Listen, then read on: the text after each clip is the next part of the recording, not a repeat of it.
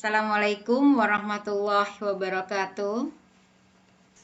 Waalaikumsalam warahmatullahi Waalaikumsalam warahmatullahi wabarakatuh. Apa kabar bunda-bunda hebat semua? Alhamdulillah baik. Baik. Alhamdulillah, semoga semuanya sehat dalam lindungan Baik, Allah Bunda. Subhanahu wa taala. Terima kasih Amin. atas kehadirannya di undangan saya pada malam hari untuk Zoom berbagi praktek baik ya bunda-bunda.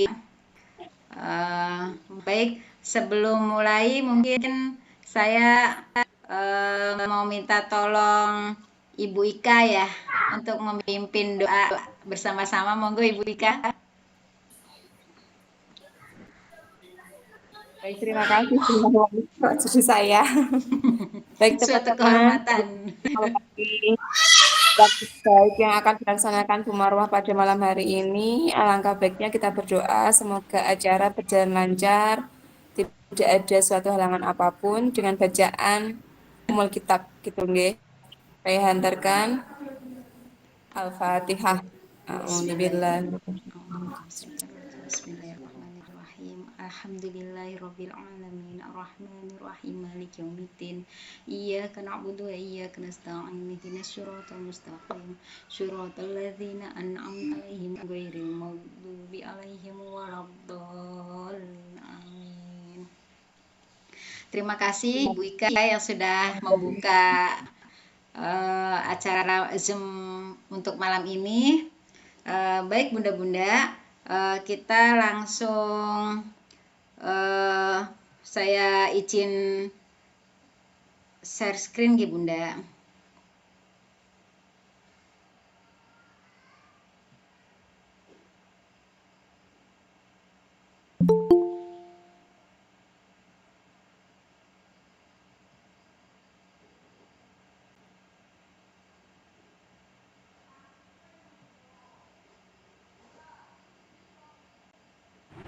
Mas Nare, tadi Bu Marwah lihat Mas Nare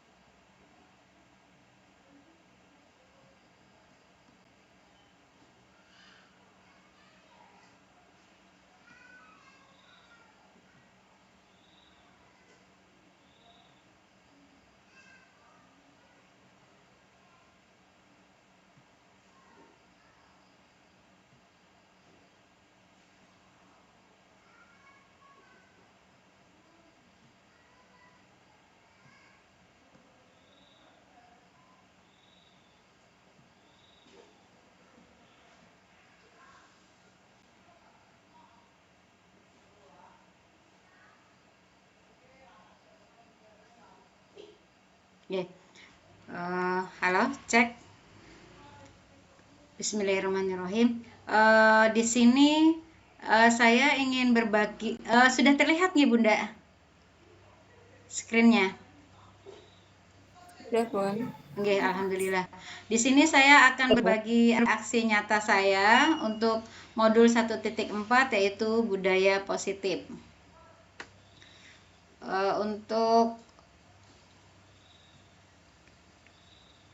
saya adalah calon guru penggerak angkatan 8. Nama saya Marwah.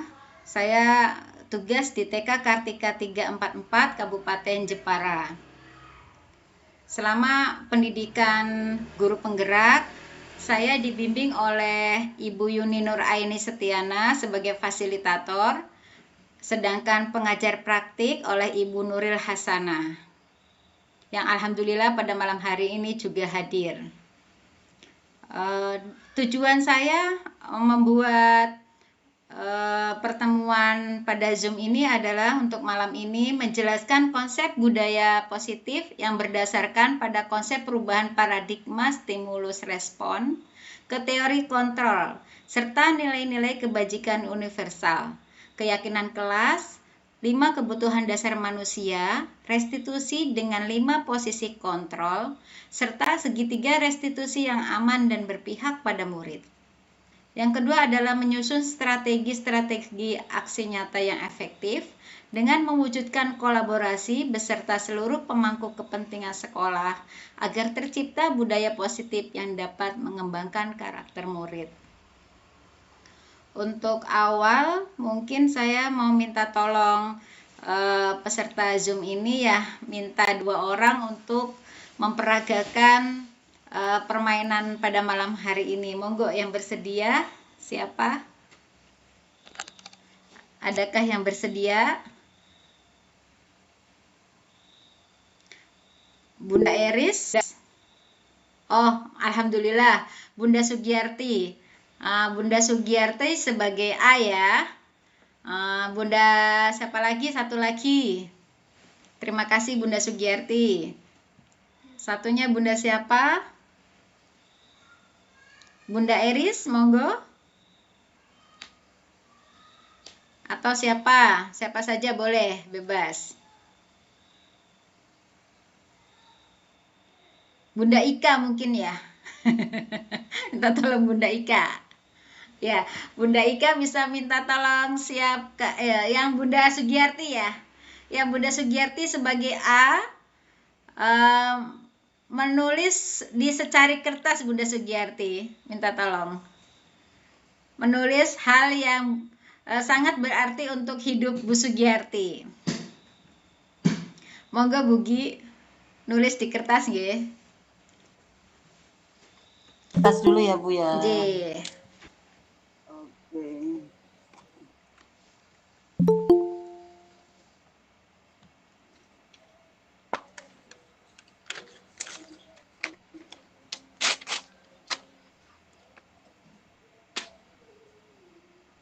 Oke. Oke, siap Bugi. Ada tulisan di kertas ya. Sekarang kertas tersebut Bunda Gi genggam ya. Mungkin bisa minta tolong kameranya dibuka Bunda Gi biar teman-teman bisa melihat.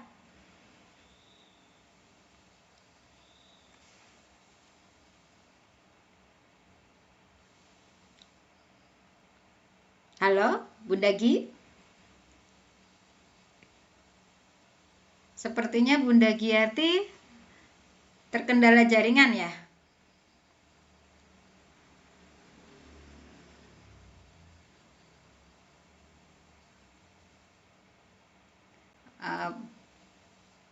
Halo, Bunda Gi? Halo Bu. Oh, nggih, sudah siap nggih? Iya. Ya, oke. Sekarang Bunda Ika saya minta tolong merayu, membujuk ataupun bahkan mengancam Bunda Gi supaya membuka apa tulisan yang ada di kepalanya itu bisa terbuka sehingga Bentar ya, ini ada ya. sehingga Bunda Gi mau membuka dan kita melihat semua apa yang Bunda Gi pegang untuk yang berarti untuk hidup Bu Giarti. Monggo Bunda Ika. Baik, Buki yang cantik dan baik hati, bolehkah membuka apa, tangannya untuk saya lihat tulisan apakah itu? Oh, udah bisa. Udah bisa. Nanti Nek mau itu beli seblak bareng-bareng Buki. Sebelah yang mana dulu dong? Maunya yang mana? Maunya sebelah Ratu. Oh siap, yuk deket rumah. Sebelah Ratu yang mana? Yang deket rumahnya Bu Marwah itu kan? Sebelah Ratu itu di Kerapia. Iya, deket rumahnya Bu Marwah. Oke, dekat. Betul. Ayo Buki dibuka itu tulisannya. Ini kepo ini, pengen tahu. Ini bukanya hanya untuk sebuah semangkuk. Lah pengennya apa? Kalau sebelah kan kepedesan harus ada temennya dong. Oke, sama apa yo? Sama es krim mungkin? Kan hemat. Sama es krim. Es krim yang lagi ngetop sekarang, miso. Iya, boleh.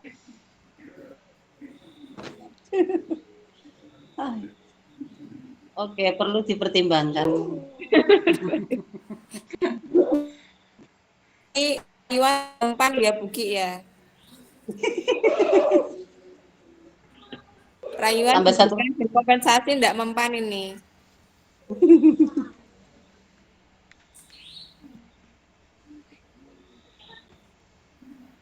Kebetulan enggak bisa mengancam ya Bu Marwah, jadi saya menyerah. Baik, terima kasih Bunda Ika sama Bunda Gi. Sekarang saya mau minta tolong Bugi membuka tangannya agar teman-teman bisa tahu kira-kira apa yang Bunda Gi punya yang sangat berarti di kepalanya Bunda Gi. Satu, HP. Bisa tolong dibuka kameranya biar teman-teman melihat tulisan apa itu.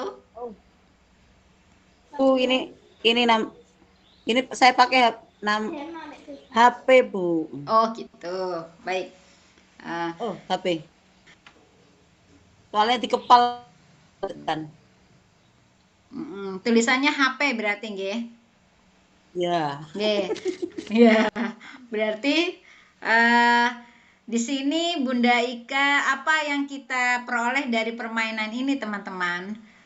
Bunda Ika melakukan bujuk rayu, memberikan hadiah kepada Bunda Gi agar Bunda Gi menuruti apa yang menjadi kehendak Bunda Ika.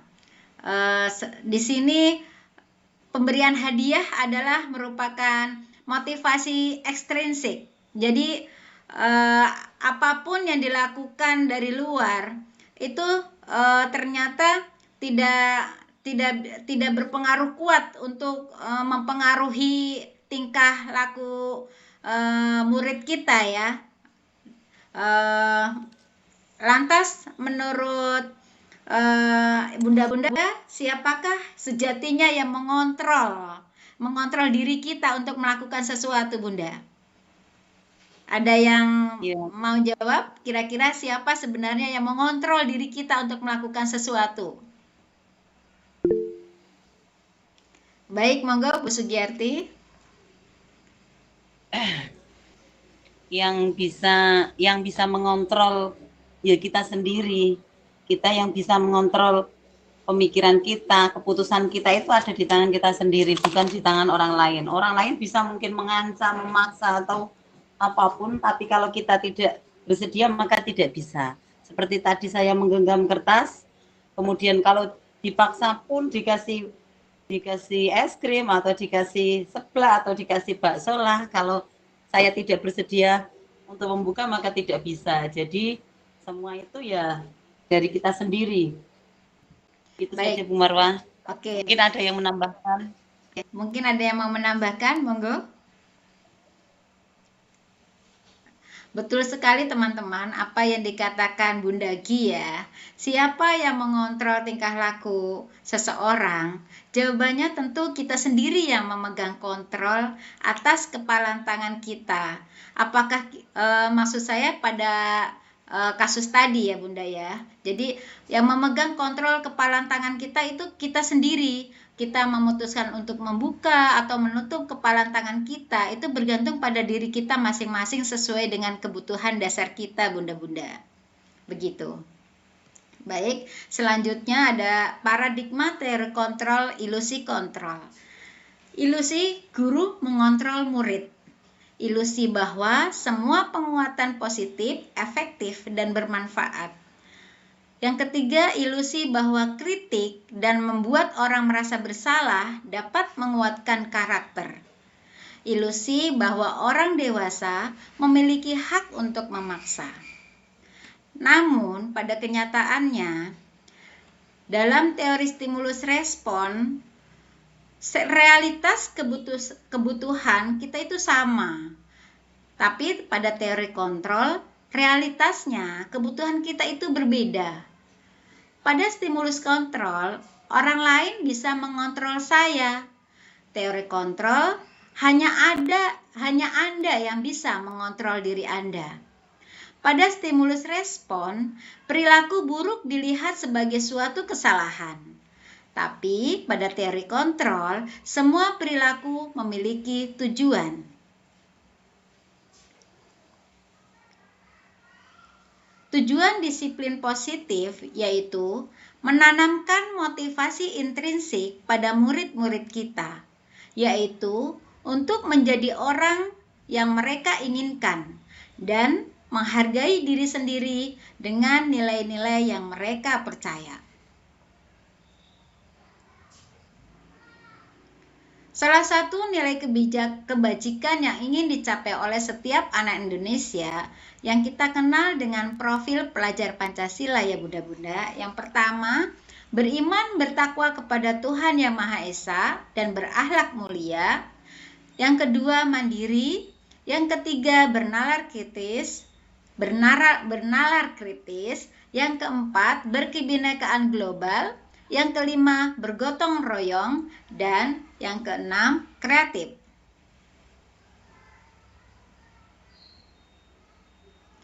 Lima kebutuhan dasar manusia, yaitu ada 5 kebutuhan dasar. Yang pertama adalah kebutuhan bertahan hidup. Yang kedua, kasih sayang dan rasa diterima, yaitu kebutuhan untuk diterima. Yang ketiga, penguasaan, kebutuhan pengakuan atas kemampuan. Yang keempat, kebebasan, yaitu kebutuhan akan pilihan. Yang kelima adalah kesenangan, kebutuhan untuk merasa senang. Di sini saya ada satu kasus ya Bunda-Bunda. Saya ambil kasus saat melakukan istirahat makan bersama jam istirahat, Doni mengambil makanan temannya. Nah, di sini kita melihat tingkah anak Doni tersebut, dia kenapa mengambil makanan tersebut? Ternyata dalam wujud untuk memenuhi 5 kebutuhan dasar ini teman-teman. Dan kita bisa melihat dari jawaban Doni. Ketika Doni mengambil makanan, saat dia ditanya oleh kita, Doni menjawab bahwa ia lapar. Kenapa dia mengambil makanan temannya? Ia akan menjawab lapar dan orang tuanya tidak membawakan bekal makan siang. Maka di sini Doni sedang berusaha memenuhi kebutuhan bertahan hidup.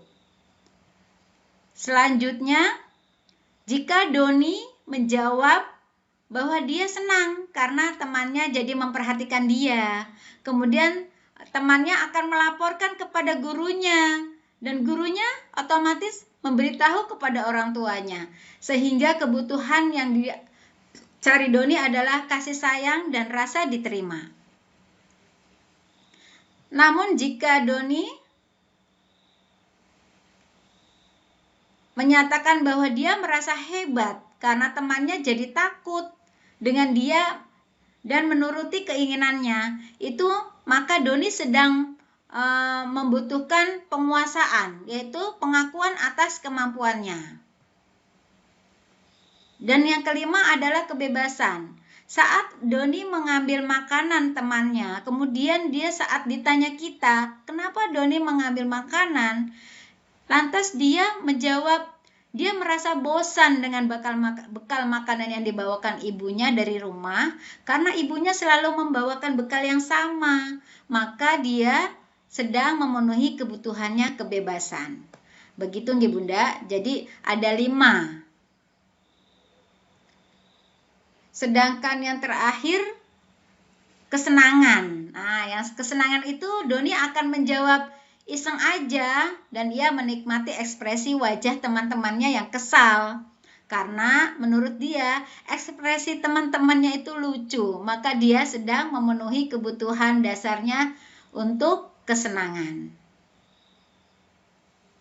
Sedangkan 5 posisi kontrol dari Diane Gosen dalam bukunya Restitution Reconstructing School disiplin tahun 1998, 5 posisi kontrol kita sebagai guru itu ada 5, teman-teman. Yang pertama adalah sebagai penghukum, yang kedua pembuat merasa bersalah, yang ketiga sebagai teman, yang keempat posisi kontrol sebagai pemantau, dan yang kelima adalah posisi kontrol sebagai manajer.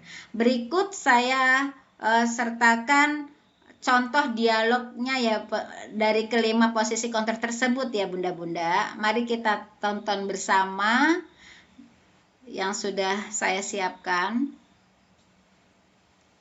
Mohon maaf suaranya kedengaran nggak Bun?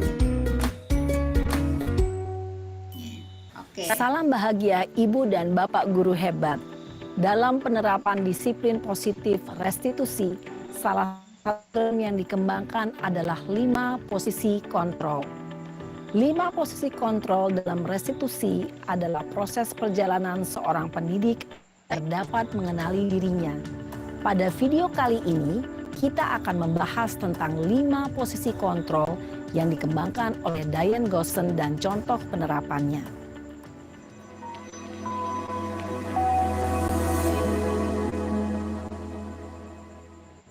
5 posisi kontrol itu adalah 1. Posisi penghukum.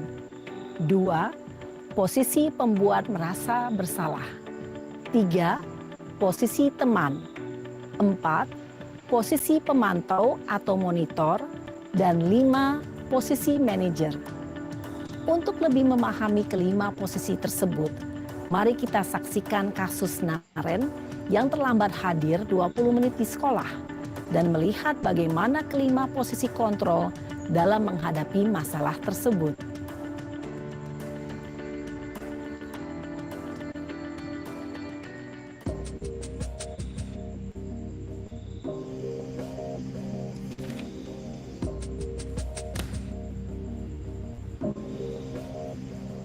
Naren! Sini kamu! Selamat pagi, Bu. Lalu terlambat. Kamu deh, pasti terlambat. Mau saya... Apa? Apa coba? Alasan kamu apa lagi? Kapan sih kamu tidak terlambat? Malas sekali ya kamu jadi anak. Saya... Dasar pemalas. Gak kapok-kapok sih kamu. Sudah berapa kali terlambat? Sana, kamu keliling lapangan basket 2 kali. Kenapa saya harus keliling lapangan basket, Bu? Kenapa? Kamu mau lawan ibu? Berani-beraninya jawab. Sudah terlambat, masih berani jawab pula. Sekarang, keliling lapangan basket 5 kali sekalian. Biar kapok. Cepat, pergi sana ke lapangan basket. Posisi penghukum biasanya berbicara dengan nada tinggi, menghardik, menunjuk-nunjuk, menyakiti, dan menyindir. Hukuman bisa berupa fisik maupun psikis. Ibu dan Bapak guru hebat, dampak yang terjadi pada murid ketika guru berada pada posisi penghukum adalah murid cenderung akan memberontak, bahkan menyimpan dendam.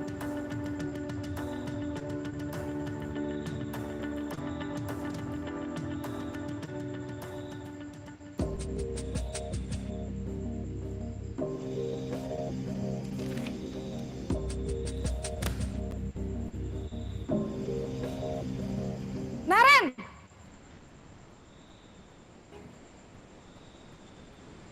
Selamat pagi, Bu. Naren. Kamu kenapa terlambat lagi, nak? Ya Tuhan, Naren. Kamu senang ya bikin ibu susah ya? Kalau kamu terlambat lagi, nanti ibu yang ditegur bapak kepala sekolah, nak.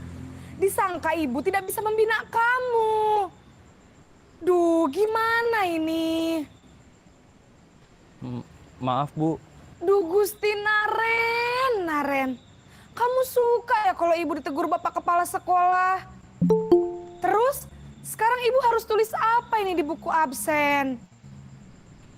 Ini kamu terlambat loh. Ibu harus apa coba? Maaf, Bu. Maaf. sekali jangan bikin ibu susah lagi. Nah, ibu tidak kuat lagi.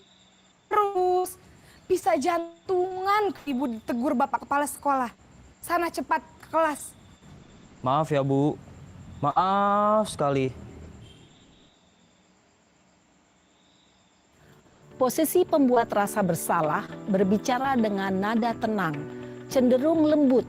Namun kata-kata yang diutarakan membuat murid merasa yang memanduruk dirinya sendiri, saat tidak berharga dan tidak sanggup membahagiakan orang lain.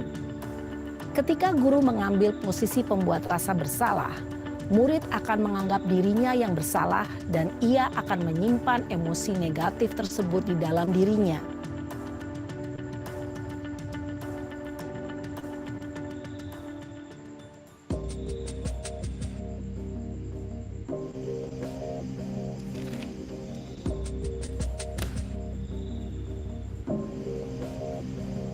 Naren!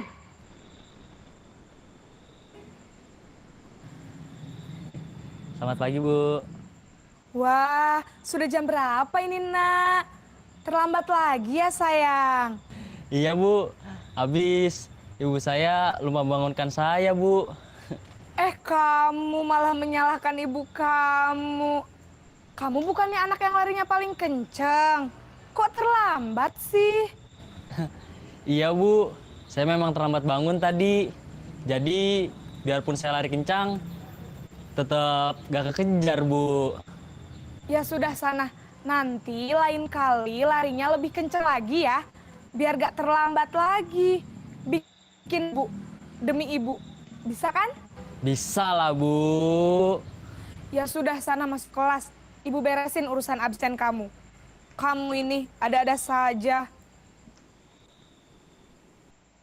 Dalam posisi teman, guru berbicara dengan nada suara ramah, akrab, cenderung bersenda gurau untuk menjaga suasana tetap santai.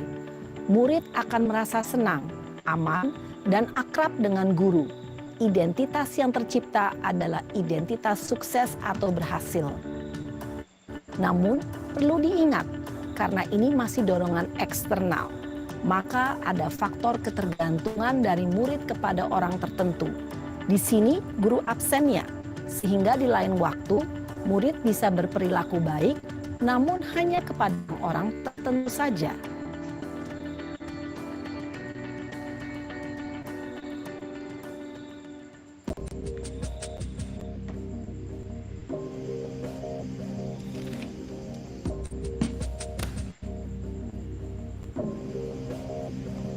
Naren!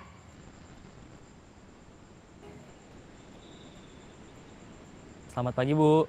Naren, apa peraturan sekolah kita tentang jam berapa kita harus masuk sekolah, Nak?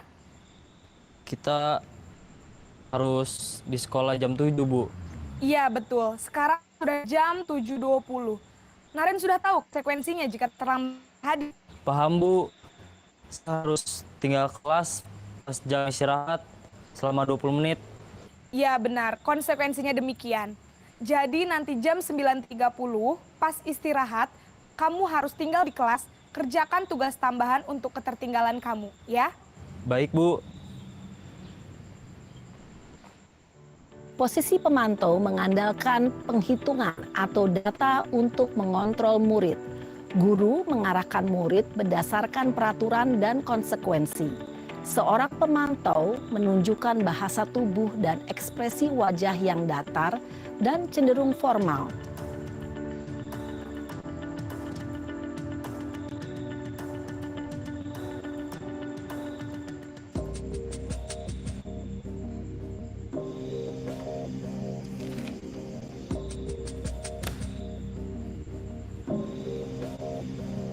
Naren!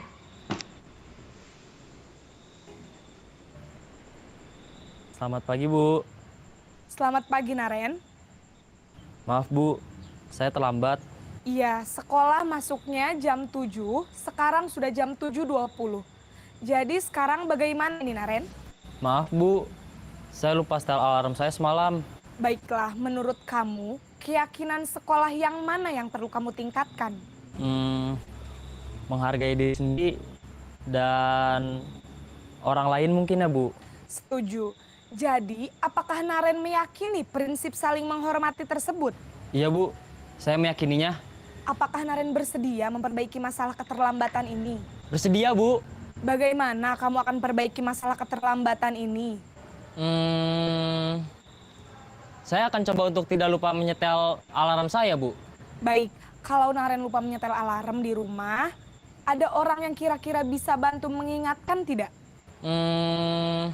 Ada Bu, kakak saya, Kak Ema. Ada lagi selain Kak Ema? Selain Kak Ema, ada ibu saya.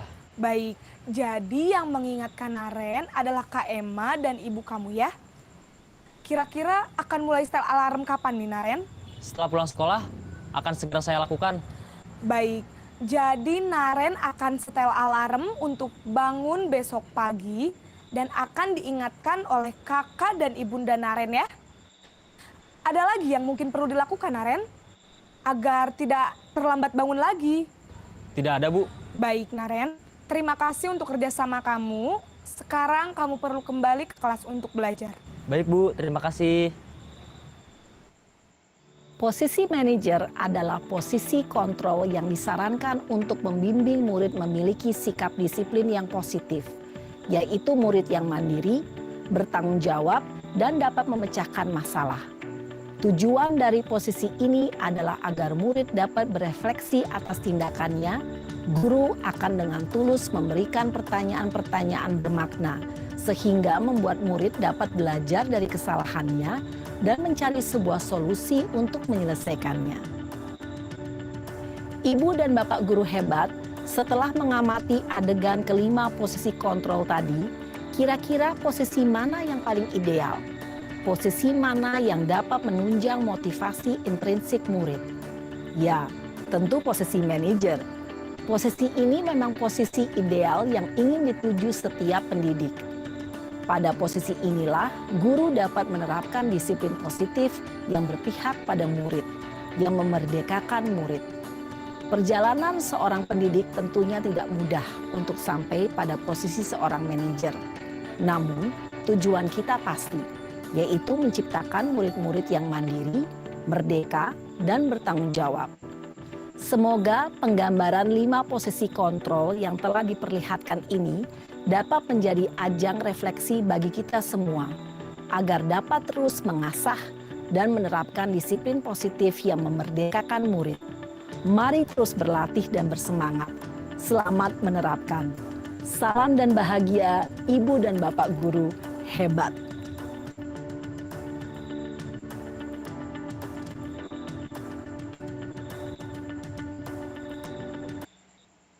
Baik, bunda-bunda semuanya, setelah kita menyaksikan video tersebut ya, kira-kira kita ada di posisi mana nih bunda-bunda? Adakah di sini yang sudah berhasil di posisi manajer untuk murid-murid kita? Ya, besar harapan kita ya, kita mencapai posisi manajer. Karena di posisi manajer adalah posisi idaman semua guru-guru di Indonesia, bahkan mungkin di dunia ya, agar lebih berpihak kepada murid sehingga saat anak-anak melakukan kesalahan, maka kita tidak lantas langsung menyalahkan mereka, tapi kita berusaha untuk mencari jembatan, untuk mencari solusi bagi mereka dengan cara berdialog.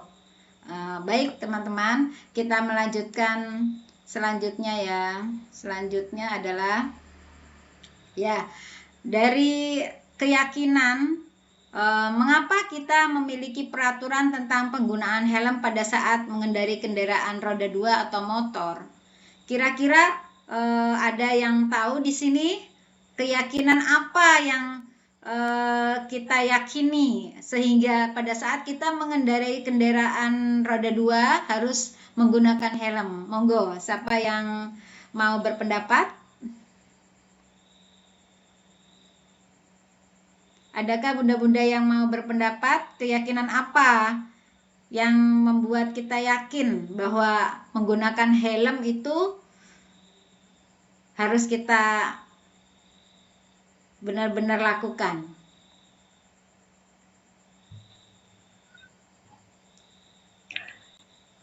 Bunda, Oke. keyakinannya monggo. supaya kita selamat dan terhindar dari bahaya. Masya Allah. Untuk menjaga keselamatan. Ya, betul sekali Bunda Eris. Terima kasih Bunda Eris. Ternyata benar Bunda Eris. Keyakinan kita, mengapa kita menggunakan helm? Bunda Eris tadi menjawab untuk keselamatan ya. Betul sekali Bunda Eris. Kita menggunakan helm, kita berkeyakinan bahwa menggunakan helm akan memberikan keselamatan kepada kita. Jadi kita tidak hanya melakukan ini karena peraturan, tapi karena kita yakin bahwa melakukan ini adalah bahwa keyakinan kita menggunakan helm adalah untuk keselamatan kita sendiri. Jadi keyakinan ini timbul dari dalam diri kita, intrinsik kita, bukan faktor dari luar, yaitu peraturan lagi ya yang kita gunakan di sini. Berarti kita sudah yakin bahwa menggunakan helm adalah untuk keselamatan kita bersama. Baik, kemudian kasus yang kedua adalah mengapa kita memiliki peraturan tentang penggunaan masker dan mencuci tangan setiap saat? Kira-kira untuk apa ya Bunda-Bunda keyakinan kita mengapa kita pakai masker dan cuci tangan setiap saat? Mungkin ada yang bisa bantu menjawab, monggo.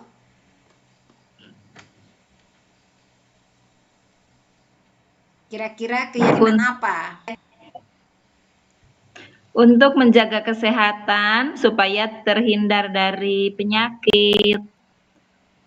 Iya betul Bunda Eris. Terima kasih Bunda Eris.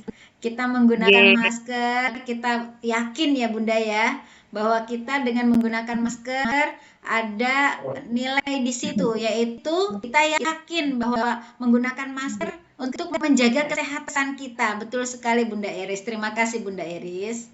Nah, baik, terima kasih. Selanjutnya adalah adakah yang tahu bunda-bunda di sini yang hadir di Zoom apa perbedaannya peraturan dengan keyakinan kelas? Kira-kira ada yang bisa bantu? Monggo. Perbedaan peraturan dan keyakinan kelas, monggo. Ada yang bisa kasih pendapat?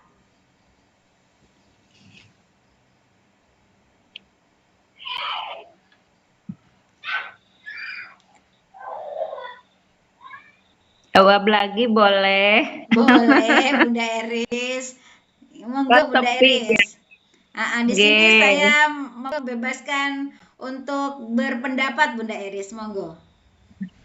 Saya coba kalau keyakinan itu kan datangnya dari diri kita sendiri. Kalau peraturan dibuat sesuai kesepakatan bersama lebih dari satu orang, begitu. Betul Bunda Eris, terima kasih Bunda Eris. Jadi perbedaan peraturan dengan keyakinan kelas, peraturan itu dibuat oleh sepihak, gitu ya Bunda. Sedangkan keyakinan kelas itu kita dibikin bersama, sehingga di sini keyakinan akan menimbulkan motivasi intrinsik dari murid-murid kita, diharapkan seperti itu. Misalnya peraturan mengembalikan buku ke tempatnya.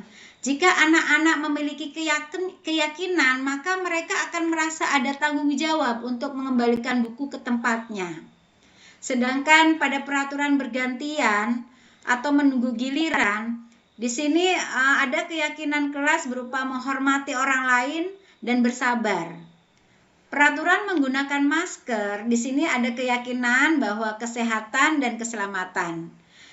Berhati-hati saat berjalan di kelas atau koridor itu memiliki keyakinan kelas untuk keselamatan dan keamanan. Sedangkan peraturan hadir 15 menit sebelum mulai itu ada keyakinan kelas menghormati orang lain dan komitmen. Lanjut nih Bunda. Di sini saya mau memaparkan ada segitiga restitusi, yaitu solusi untuk kita menangani anak-anak saat berbuat kesalahan. Jadi di sini ada 3 tahap dalam restitusi. Yang pertama adalah menstabilkan identitas, yang kedua validasi tindakan yang salah, dan yang ketiga adalah menanyakan keyakinan. Saat kita melakukan restitusi, menstabilkan identitas, biasanya kita akan bertanya atau memberikan pernyataan, setiap orang pasti pernah melakukan kesalahan. Kamu bukan satu-satunya yang pernah melakukan ini. Pada tahap kedua yaitu validasi tindakan yang salah, akan kita ungkapkan biasanya dengan sebuah pertanyaan, adakah cara yang lebih efektif untuk mendapatkan apa yang kamu butuhkan? Pada tahap yang ketiga yaitu menanyakan keyakinan. Pernyataan dan pertanyaan yang biasa diungkapkan adalah keyakinan kelas apa yang telah kita sepakati, atau kamu ingin menjadi orang seperti apa? Seperti itu bunda-bunda. Lanjut. Ciri-ciri di restitusi adalah 1. Bukan untuk menebus kesalahan, namun belajar dari kesalahan. Memperbaiki hubungan, tawaran bukan paksaan. Restitusi menuntun untuk melihat ke dalam diri. Restitusi mencari kebutuhan dasar yang mendasari tindakan. Restitusi diri adalah cara yang paling baik. Restitusi fokus pada karakter bukan tindakan. Restitusi fokus pada solusi. Restitusi mengembalikan murid yang berbuat salah pada kelompoknya. Di sini saya ada praktek restitusi tadi Bu Marwah bunda-bunda. lihat Mas Nare berantem sama Mas Ardi. Aku berantem. Itu Umi itu dan itu sih aku tahu pernah jatuh sih aku. Boleh saja Mas Nare untuk membela diri. Tapi Mas Nere mau. Mas Nere pengen jadi anak seperti apa? Soleh. Nah, kalau anak soleh itu yang seperti apa Mas Nare? Berteman. Terus apa lagi? Baik sama teman. Oke, baik sama teman. Berarti tadi yang dilakukan Mas Nare benar apa salah berantem sama teman? Salah. Oke, Mas Nare sekarang udah tahu ya. Berarti kalau berantem terus Mas Nare gimana? Minta maaf. Oke, berarti apa yang akan dilakukan Mas Nare? Berteman lagi. Berteman lagi. Terus apa lagi? Meminta Maaf. Meminta maaf. Oke.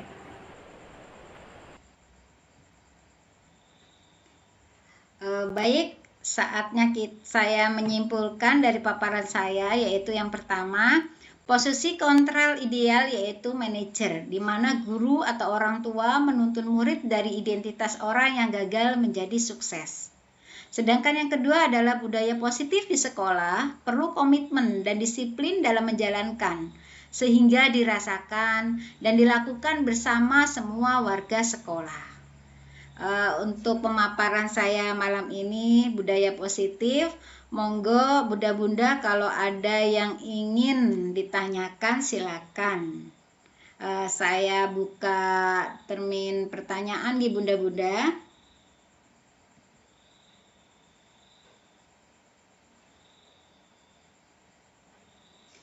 Adakah yang ingin bertanya? Monggo.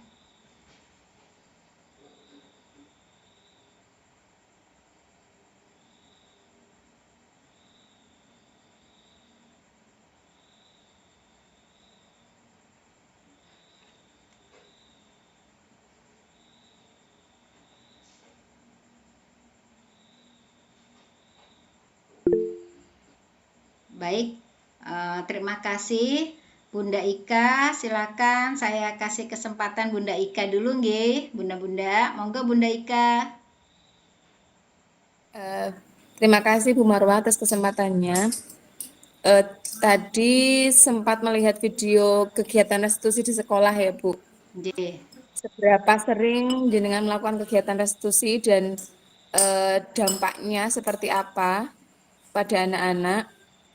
dan kira-kira itu bisa diterapkan di berbagai lembaga. Mas Nare, tadi Baik, terima kasih Bunda Ika. Saya di sekolah saya, alhamdulillah semenjak saya sebenarnya mungkin restitusi ini sudah pernah dilakukan oleh kita semua sebenarnya tanpa kita sadari mungkin ya Bunda-Bunda. Cuma setelah saya mengikuti CPG ini, ternyata praktek kita sehari-hari, terus kita mempelajari teorinya di CPG, ternyata baru ngeh, oh ternyata yang kita lakukan sehari-hari bersama anak-anak, kita perlakukan anak-anak, ternyata oh teorinya seperti ini, ternyata namanya segitiga restitusi. Jadi saat saya melakukan pelurusan, istilahnya untuk memberi semangat anak yang melakukan kesalahan untuk merubah ke yang baik, itu ternyata di teori CPG itu namanya restitusi. Sedangkan keseharian kita mesti yang namanya apalagi anak TK ya, berantem sama temennya itu udah nggak hitungan lagi. Mungkin setiap saat, setiap kegiatan ada yang berantem gitu ya Bunda-Bunda. Jadi di sini mungkin kita nggak menyadari bahwa kegiatan restitusi ini sebenarnya sudah sering kita lakukan. Cuma untuk di teorinya mungkin kita baru mendapatkan di pendidikan CPG ini, alhamdulillah Bunda-Bunda. Jadi namanya kita itu untuk memperbaiki kesalahan anak dari yang salah menuju positif, dari yang negatif menuju positif, itu ternyata itu namanya restitusi. Tapi dengan tentu saja dengan yang cara-cara yang menyenangkan murid, yang berpihak sama murid ya Bunda-Bunda. Seperti misalkan seperti tadi yang kita contohkan di segitiga restitusi. Jadi kita tidak hanya menanyakan sebenarnya motivasi apa yang anak-anak itu sudah lakukan, itu motivasinya apa. Kemudian kita cari solusi bersama dari perbuatan dia itu, imbasnya apa, dan harusnya mereka jadi seperti apa, seperti itu ya. Jadi kayak seperti saya yang sudah lakukan tadi barusan contohnya ya, anak-anak sebenarnya kalau misalkan diajak ngomong dari hati ke hati, diajak berdialog, tidak lantas kita menyalahkan. Kalau anak berantem terus kita menyalahkan, tidak, tapi dengan cara berdialog dengan mereka, kemudian menanamkan nilai-nilai positif, nilai-nilai keyakinan yang terbaik untuk mereka akhirnya akan menyadari bahwa perbuatan yang mereka lakukan tadi keliru dan mereka mencari solusi untuk menjadi orang yang lebih baik. Begitu Bunda. Jadi pada saat saya sudah melakukan restitusi itu, kebetulan anak tersebut pulangnya dibonceng saya. Saat habis restitusi itu dia habis berantem, beneran berantem itu, kemudian dia dibonceng pulang, diantar ke orang tuanya, tapi di jalan itu ketemu anak yang tadi berantem sama dia, yaitu Abiyu.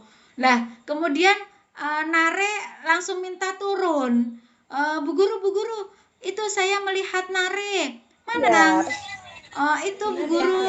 Kemudian Mas Nare minta berhenti dan dia langsung nuwun sewu Ibu Puji, di-unmute dulu suaranya Ibu Puji.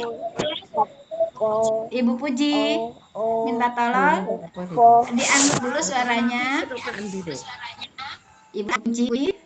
Oke, terima kasih Ibu Puji. Oh masih, nuwun sewu Ibu Puji, di-unmute dulu, terima kasih Ibu Puji.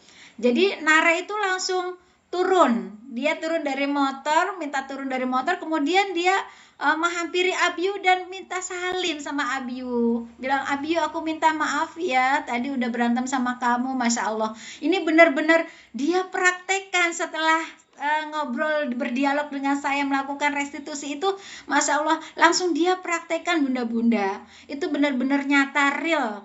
Dan alhamdulillah saya mulai membudayakan anak-anak untuk melakukan tindakan salah mereka menjadi orang-orang yang sukses untuk berkeyakinan menjadi berbudi luhur, begitu Bunda.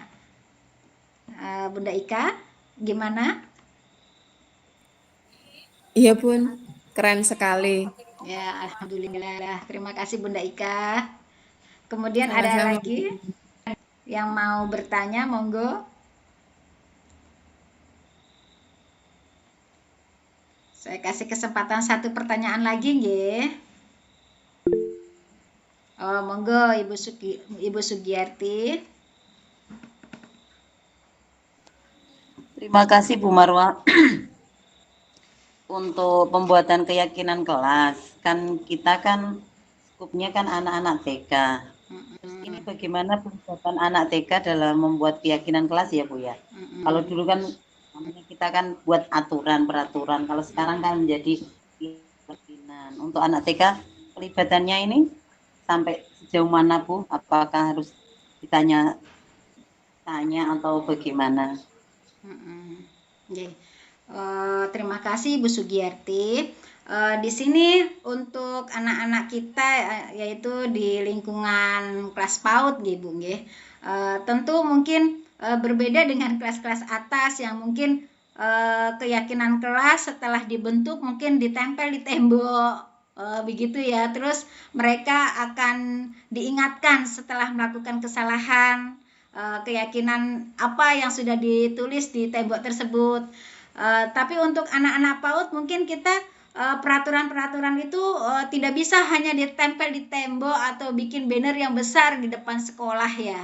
Mungkin untuk anak-anak PAUD itu dengan cara kita selalu mengingatkan mereka pada saat kita akan memulai pelajaran, seperti misalkan sebelum pijakan biasanya saya mengingatkan mereka untuk ayo teman-teman, hari ini kita diingatkan lagi sama Bunda ya, hari ini kita peraturannya apa teman-teman, kalian harus gimana ya.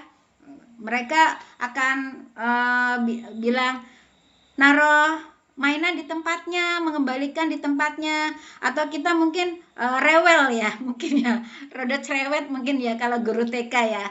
Ayo kembalikan mainannya di tempatnya. Itu biasanya saya akan bernyanyi Bunda.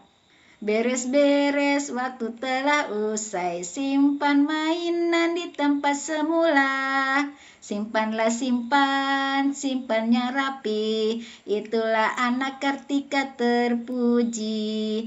Jadi mungkin mengingatkan keyakinan-keyakinan itu melalui lagu, mereka akan lebih senang, lebih semangat beresin mainan gitu loh Bunda. Mungkin itu yang sudah saya praktekkan.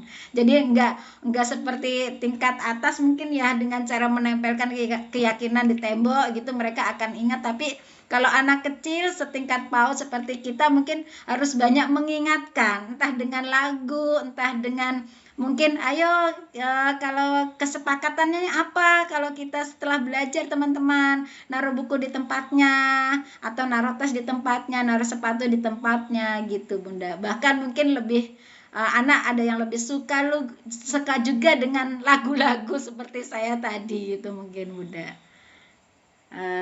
Gimana Bunda Gi? Oke, makasih ya Bu. Oke, sami-sami Bunda Gi.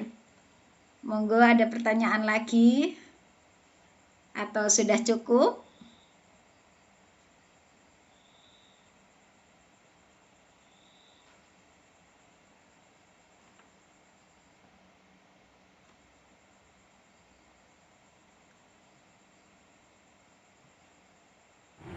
Mas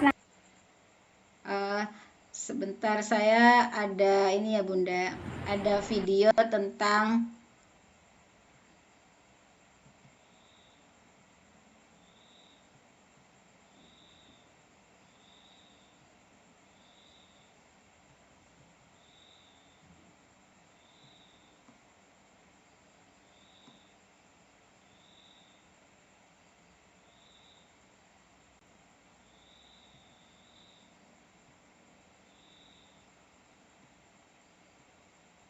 koneksi.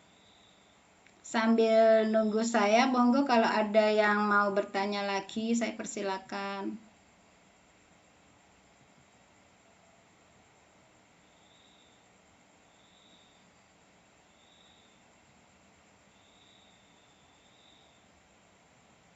Bunda Eris mungkin.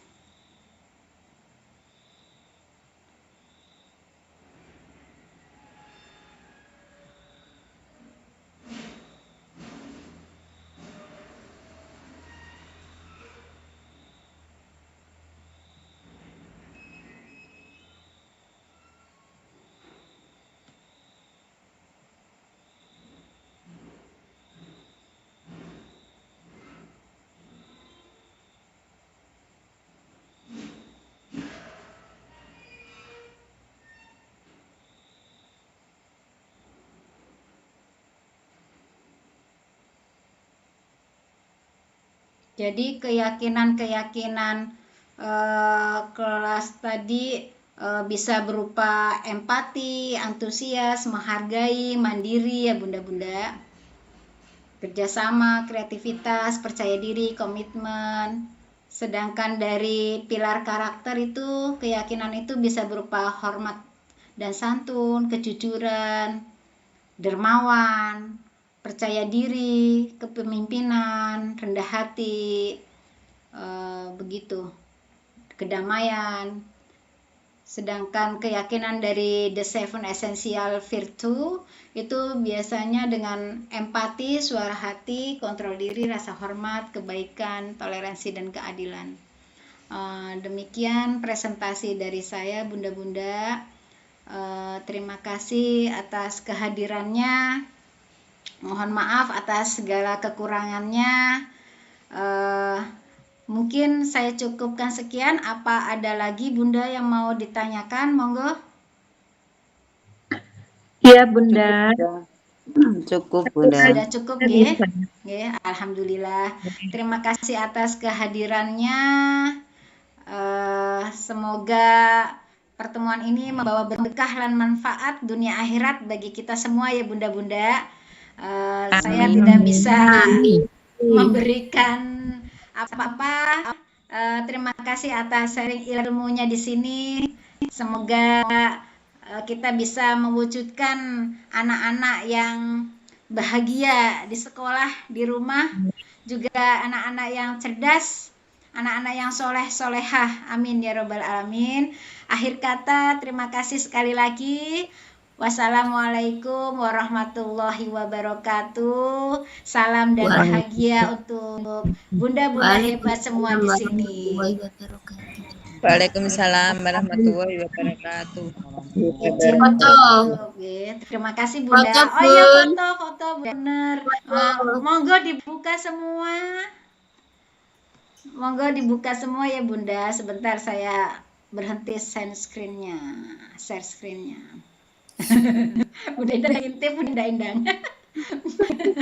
Oke, boleh minta tolong Ibu Nuril nggih buat fotonya. Nggih.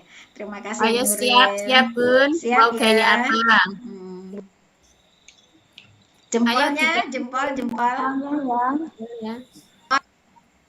1, 2, 3.